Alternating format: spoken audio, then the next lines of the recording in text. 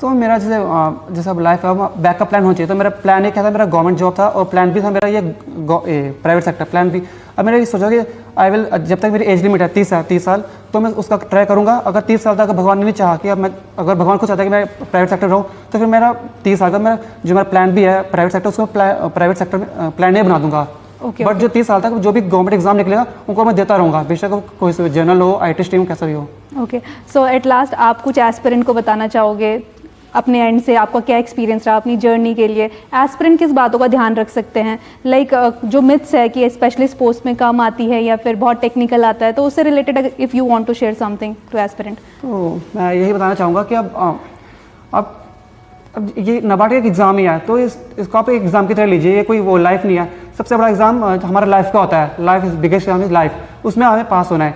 तो अब ये कहते हैं कि आप बी योर सेल्फ, और आप ज़्यादा हो सके आप हेल्प कीजिए लोगों की। अब जैसे मेरे को, अब जो मैं NABARD क्लियर किया ये मैंने खुद से नहीं किया, मेरे को हर एक लोगों ने हर एक स्टेज में हेल्प किया है।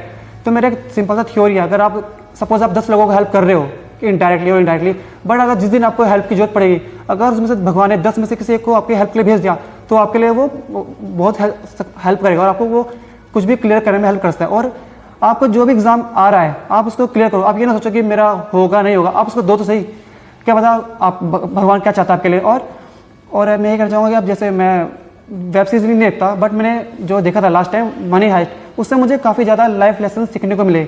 जैसे stay calm in every situation, आप काम रहिए, यानी आप गुस्से में डिसीजन ले रहे हो या जल्दबाजी में, काम रह के डिसीजन लीजिए, बेशक थोड़ा टाइम लगेगा।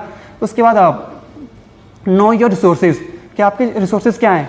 जैसे आपको रिसोर्सेज नहीं पता उनकी स्ट्रेंथ और वीकनेस क्या है, वो आपको क्लियर होना चाहिए। उसके बाद हैव अ बैकअप प्लान, कि आपको बैकअप प्लान हो चाहिए। कि आप जैसे मैं UPSC की तैयारी कर रहा हूँ, तो मैं कोई और एग्जाम की तैयारी करूँगा नहीं, आपको बैकअप प्लान लेके जाना है। अगर आप मैं सिर्फ UPSC का सोच चलूँगा तो मेरी तो एज ही निकल जाएगी 30-32 साल, फिर उसके बाद यहाँ पर कुछ नहीं रहेगा।